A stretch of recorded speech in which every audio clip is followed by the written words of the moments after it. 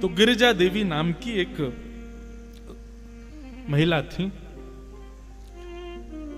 पता नहीं क्यों उनके हृदय में एक अदृश्य से ठाकुर जी के प्रति प्रेम प्रकट हो गया।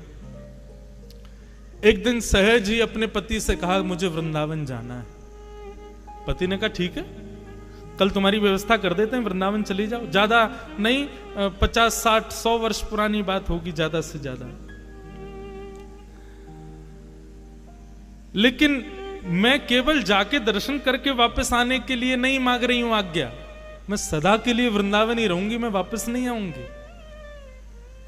पति ने पहले तो बहुत मना किया, बहुत दिन तक उसकी आज्ञा का, बोले ऐसे कैसे जाने दूंगा, कहां रहोगी, क्या बोले वो नहीं पता, बस मुझे वृंदावन जाने दो। जब स्थिति ऐसे होने लगी, कृष्ण विरह का ज्वर चढ़ने लगा, बुखार आने लगा, किसी भी औषधि से भी वो बुखार दूर नहीं होता था, तो पति ने यही सोचा उसी में भलाई है कि इनको वृंदावन भेजो। और वृंदावन आई। श्री राधा रमण जी की अनन्य भक्त, सदा उन्हीं के दर्शन करते, उन्हीं की लीला का अनुभव करते।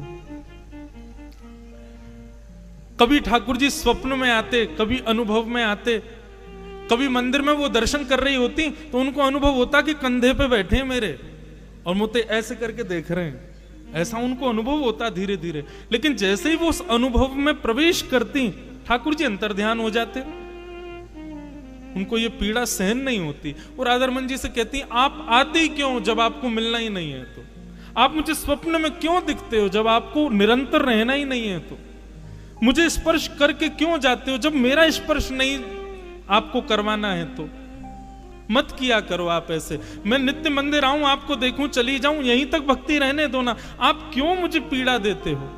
ये गोपियों की स्थिति भागवत में यही है। नेह किम वद विष जलाप्यया व्याल राक्षसा वर्षमा वैद्युतान लाग। गोपी गीत, गोपी गीत में गोपियां क्या कहती हैं, नाथ हमको अकेले इस वन में छोड़ के आप अंतर्ध्यान हो गए, अगर इसी प्रकार हमको मारना था तो कालियानाग से क्यों बचाया, इंद्र ने वर्षा की, गिरिराज पर्वत क्यों उठाया, तृणावर्त, सक्टासुर, इतने सारे राक्षस ब्रज में आए हमको मारने के लिए, आपने हमको उनसे क्यों बचाया जब आपको ऐसे ही मारना था हमको। तो वही बात गिरिजा देवी कहने लगी, हे राधा रमण, आपको नहीं समझ आता है, लेकिन आप जब स्वप्न में आके अंतर ध्यान होते हो, मुझे छू के चले जाते हो, मुझे बार बार अनुभव, उसके बाद मेरी जो स्थिति होती मैं कैसे बताऊं, प्राण निकल जाएंगे मेरे किसी दिन, ऐसा मत करो। एक दिन महामंत्र का जाप कर रही थी, हरे कृष्ण कृष्ण कृष्ण हरे हरे, हरे राम राम राम हरे हरे। महामंत्र का जप निरंतर करती थी, और जब वो जप करने बैठती तो कभी हाथ से माला छूट जाए, कभी उनको नींद सी आने लग जाए, कभी पीछे से नोच के भग जाए ठाकुर जी, ऐसे कुछ ना कुछ करते थे। पता नहीं उनके मन में कहां से ये भावना आई, और उन्होंने माला पुनः उठाई और महामंत्र ना करके श्री राधा श्री राधा श्री राधा श्री राधा श्री राधा जपने लगी। जैसे ही श्री राधा नाम का उच्चारण करना उन्होंने प्रारंभ किया, किसी ने उनको कहा नहीं, किसी ने उनको बोला भी नहीं, पर सहज ही उन्होंने शुरू कर दिया। क्यों? इस विरह वेदना को श्री जी समझ गई थी कैसे दूर करना है। बहुत ध्यान से सुनना क्या हुआ। जैसे श्री राधा राधा राधा जपने लगी तो गिरिजा देवी एक गोस्वामी जी के यहाँ किराए पर रहती थी, नीलमणि गोस्वामी जी के घर पर किराए पर रहती थी। वो गोस्वामी जी को ज्वर चढ़ा था, वो लेटे हुए थे अपने बिस्तर पर। अचानक बिस्तर पर लेटे लेटे उनको पता नहीं क्या हुआ, वो कहने लगे गिरिजा देवी को बुलाओ, गिरिजा देवी को बुलाओ, गिरिजा देवी को बुलाओ। लोग दौड़े दौड़े गए, अरे गिरिजा देवी गोस्वामी जी पुकार रहे हैं, जल्दी चलो।